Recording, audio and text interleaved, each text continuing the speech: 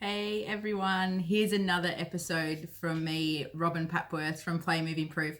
Today I wanted to share a quick story with you about a little prep boy who's 6 years old. Had a great chat with his mum today about how we can help to support him in the classroom, and I thought that you might also gain some inspiration and gain some ideas from it as well. So the backstory behind this little boy is, as I said, he's 6, he's in prep, and it's his first term of being a big prep kid, and what he's finding is he's getting really distracted in the classroom. What the teacher has reported is that he will often go to circle time and go to mat time, and then on his way back to his table he'll get distracted in that transition. So the distraction might be he forgets to take his pencil and his book to the table, or he'll forget to actually walk to his table and he'll get distracted and need to be redirected to his table.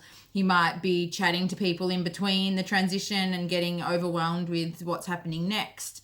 At home, mum is also a teacher, so mum's been really amazing at home giving him a visual schedule. So in the morning, he's currently supported getting ready for school with a visual schedule of doing his teeth, his hair, putting his clothes on.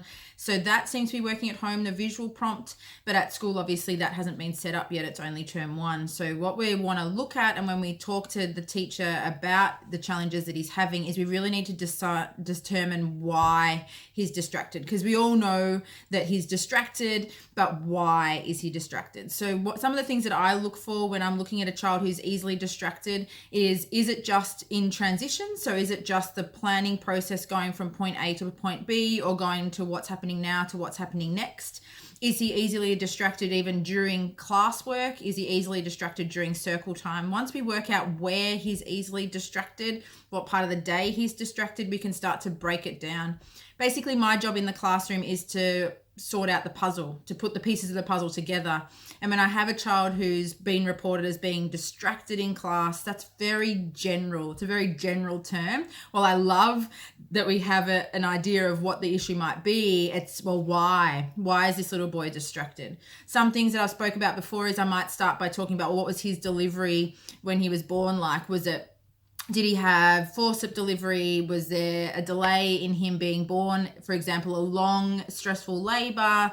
Was there a C-section? Was it a natural birth? Now, those questions sound really intrusive and really quite personal to ask a family, but it can give us an indication of his oxygen levels at birth. It can give us an indication of his stress levels at birth, because if we look at a baby's brain and how plastic it is and how easily formed it is, if there's been challenges at birth, then there may be reasons why he's having difficulty with his arousal and his attention and his focus later in life. So we asked those questions first. I asked those questions to this mum, and she had a normal delivery, no stress at birth, no issues. But what we're still seeing is this frontal lobe challenge where we're unable to think about consequences.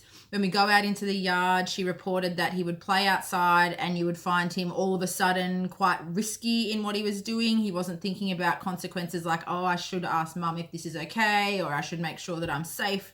So that forward frontal lobe planning is something that was highlighted in our conversation. Other things that were also highlighted in our conversation, which comes from the frontal lobe, is the ability to manage his excitement. So what would happen is if he played with a child who was quite excitable, he would become excitable and elevated, and he would find itself really hard to self-regulate. So all these pieces of the puzzle have to come together if we want to be able to help this little boy.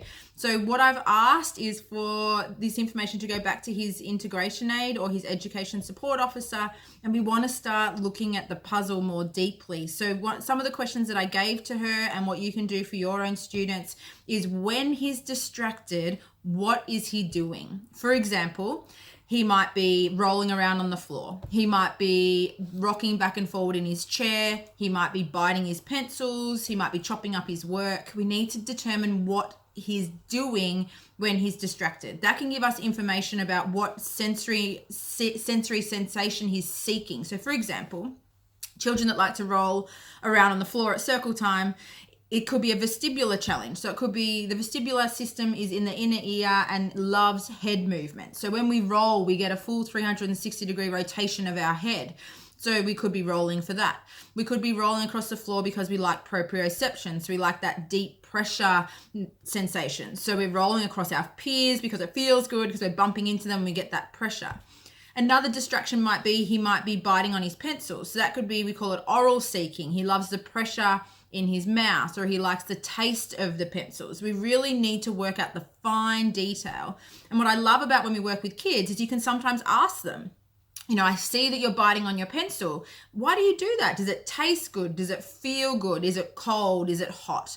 When we work out what is distracting them, we work out really what the problem is, we can then find a solution. But what can sometimes happen is we know that there's an arousal or an attention challenge. We know that that's happening for them, but we don't know why. So we give them a fidget toy that we think is going to help, and that fidget toy might be a piece of elastic that they pull, but they're seeking tactile. They're seeking nice, soft feeling of the carpet, or they're seeking tactile because they like to twirl their hair and play with their hair. And then we give them a fidget toy that actually uses a different sensation of the body. So instead of improving their arousal level and their attention, it's actually distracting their sensation. So it's a really difficult situation. So what I suggest is watching what the child is doing in that moment. What are they doing when they're distracted?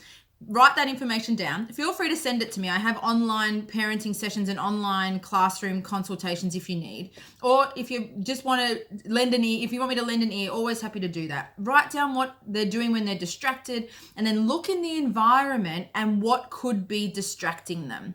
So one thing is we get distracted by our own body. We twirl our hair, we bite our nails, or we get distracted by the environment.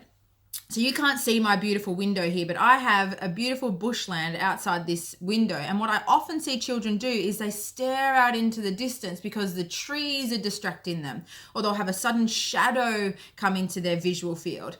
And when we're distracted by visual things around us, we can then look distracted, but it hasn't come from our own body. It's come from the environment around us.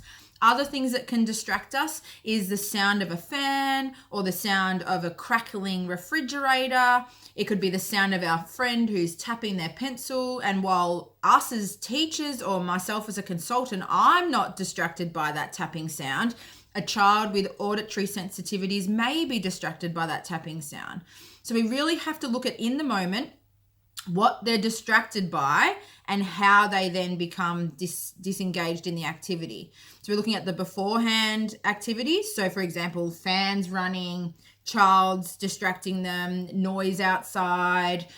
And then what are they doing to refocus themselves? I'll show you a picture and that might help. What we're looking at is this optimal level of arousal. So say, for example, they're up the top and they're really focused and they're engaged in the activity, but then all of a sudden a tree moves in the area outside and they become distracted. So they go down in their level of attention and arousal. Then what can happen is nothing happens for a while. We're getting quite bored sitting in the same plastic chair. We seek proprioception, or we seek movement. So then we're under aroused and we have not enough sensory information. So what we'll do is we'll distract ourselves to increase our own arousal. Makes sense, yeah?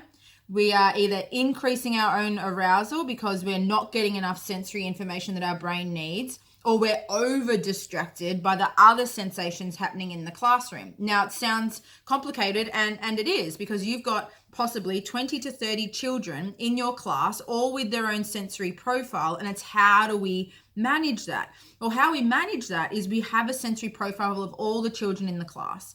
Now, that doesn't all have to be done in one day. That's just if you see typical children who are distracted or easily distracted, it's getting these really important pieces of information. What distracts them and what do they look like when they're distracted? We add that information together and we put it as a classroom sensory profile of, okay, so we know that 5 to 6 children in our class love the feeling of proprioception, love the rolling and the bumping into each other and the jumping and the hopping. So we know that every hour we all stand up from our chair and we all jump on the spot 5 times, we hop around our table once, or then we crawl to circle time, and you're giving them that sensory information that they need.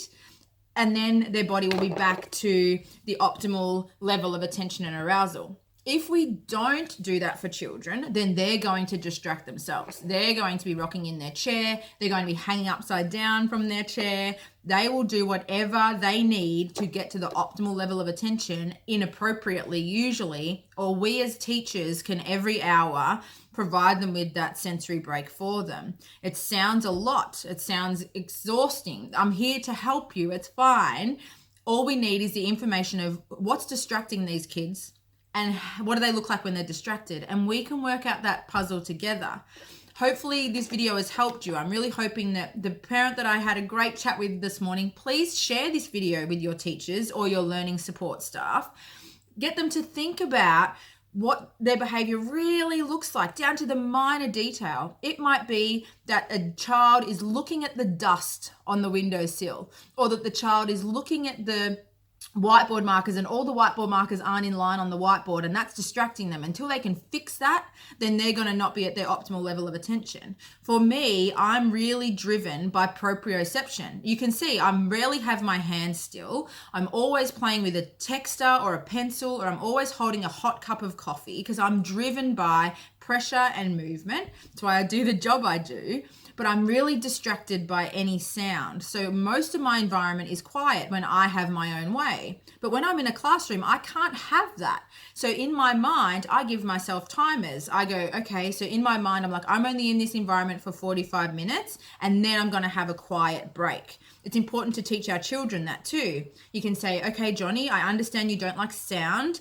You have 10 more minutes of sound, and then I'm going to allow you to do your maths homework in a tent that's covered around in cushions so it's quiet.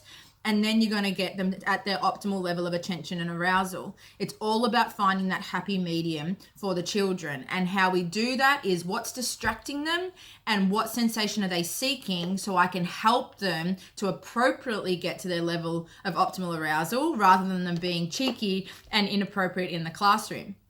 Hopefully that has given you enough information. Please always comment below with your questions. I'm always here to help. If you would like to send me your list of what you're finding in your classroom, happy to read it and happy to give some feedback. I also have online parenting sessions. So go to my Facebook page, Play, Move, Improve. You can go to the photo section where it's online workshops, and you can click on there and you'll see all of my online workshops on there. If you're listening to this as a podcast, you'll find the notes in the show notes. You can go through the links from there. Thank you so much for listening. Thank you to the beautiful parent who we had a great coffee chat with. I'm sure you helped me just as much as I helped you. You helped me with my son, and I'm hopefully helping you with your son. This is what this community is all about, helping each other, getting each other through the day, because we do have special kids that aren't inside that typical curriculum box. And if we can all be here to support each other, then my goal is achieved. So have a fantastic day, and any questions, please feel free to ask.